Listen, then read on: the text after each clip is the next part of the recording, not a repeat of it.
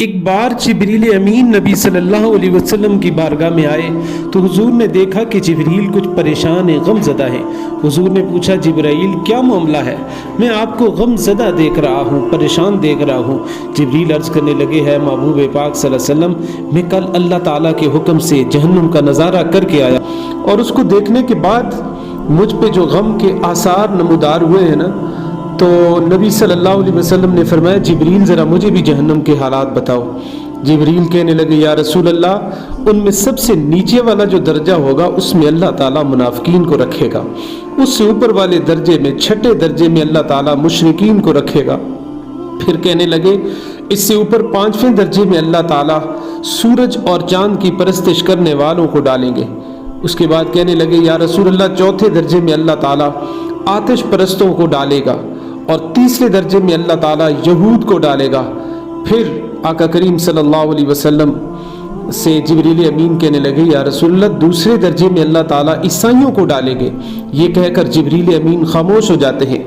جبریل آپ خاموش کیوں ہو گئے ہیں؟ مجھے پہلے بتاؤ کہ پہلے درجے میں کون ہوگا؟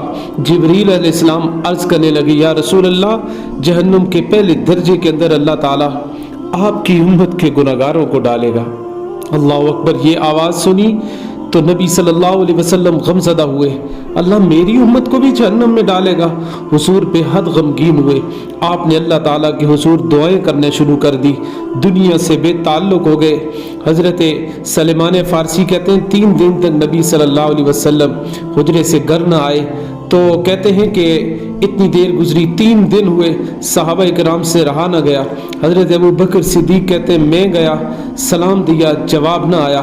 حضرت عمر کہتے ہیں میں گیا دروازے پہ، 3 بار سلام کیا لیکن جواب نہ آیا۔ حضرت عمر نے سلمان فارسی کو بھیجا، پھر بھی سلام کا جواب نہ آیا، تو حضرت سیدہ فاطمہ تو زہرا کو بھیجا گیا۔ آپ کہتی ہیں اور جا کے دروازے پہ دستک دی تو بیٹی کی آواز سن کے حضور نے دروازہ کھولا، کہا میری امت کو جہنم میں ڈال دیا جائے گا۔ فاطمہ بیٹی، مجھے امت کا غم کھائے جا رہا ہے، میں اپنے مالک سے دعائیں کر رہا ہوں کہ اللہ ان کو معاف کرے اور جہنم سے آزاد کر دے۔ یہ کہہ کر آپ پھر سجدے میں چلے گئے، رونا شروع کر دیا، یا اللہ میری امت، یا اللہ میری امت، یا اللہ میری امت کے گناہگاروں کا کیا ہوگا؟ اتنی دیر گزری، حکم آیا وَلَسَوْفَ يُعْطِيكَ رَبُّكَ فَتَرْضَىٰ، اے محبوب ہم آپ کو اتنا دیں گے کہ آپ راضی ہو جائیں گے۔ یہ آیت کا نزول ہوا، حضور خوشی سے کھل اٹھے، فرمایا لوگوں اللہ نے مجھ سے وعدہ کر لیا ہے کہ وہ روز قیامت مجھے میری امت کے معاملے میں خوب راضی کر دے گا۔ اللہ اکبر! کتنا یقین کرے کتنا شفیق نبی اللہ نے ہمیں عطا فرمایا، کتنا غم محسوس کرنے والا نبی اللہ تعالیٰ نے ہمیں عطا فرمایا، اور بدلے میں نے اور آپ نے ان کو کیا دیا؟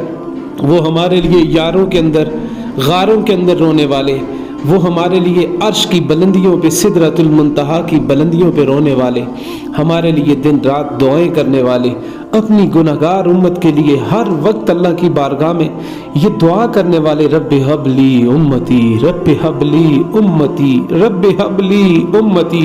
ہے اللہ میری گناہگار امت کو معاف فرما، ہے اللہ میری گناہگار امت کو معاف کر دینا۔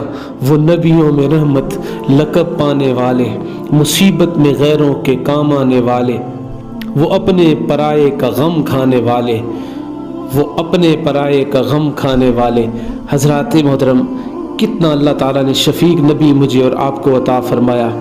اوقاز کا بازار ہے، نبی صلی اللہ علیہ وسلم لوگوں سے کہتے ہیں لوگوں قولوا لا الہ الا اللہ تفلحوا، لوگوں کہہ دو کہ اللہ کے سوا کوئی معبود نہیں، تمہیں کامیابی مل جائے گی۔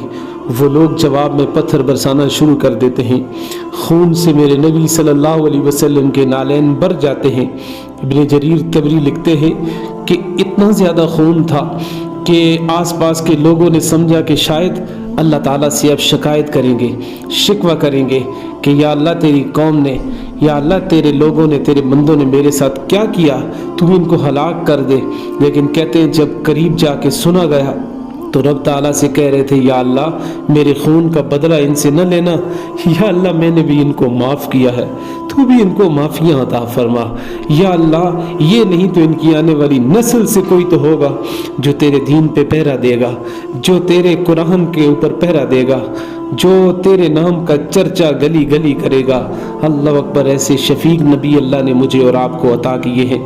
اس لیے خدا را آئیے اپنے نبی صلی اللہ علیہ وسلم کے طریقے پہ، آئیے حضور کی سنتوں کو اپنائیے، آئیے حضور کے راستے پہ۔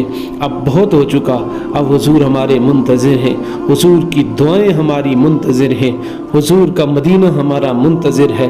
آئیے حضور کی سنت کی طرف، آئیے حضور کے طریقے کی طرف۔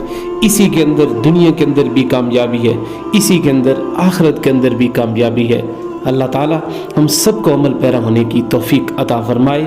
اگر یہ ویڈیو آپ کو اچھی لگے اس کو شیئر کیجئے تاکہ دوسرے مسلمان بھائیوں تک بھی یہ پیغام پہنچ سکے۔ السلام علیکم ورحمۃ اللہ وبرکاتہ۔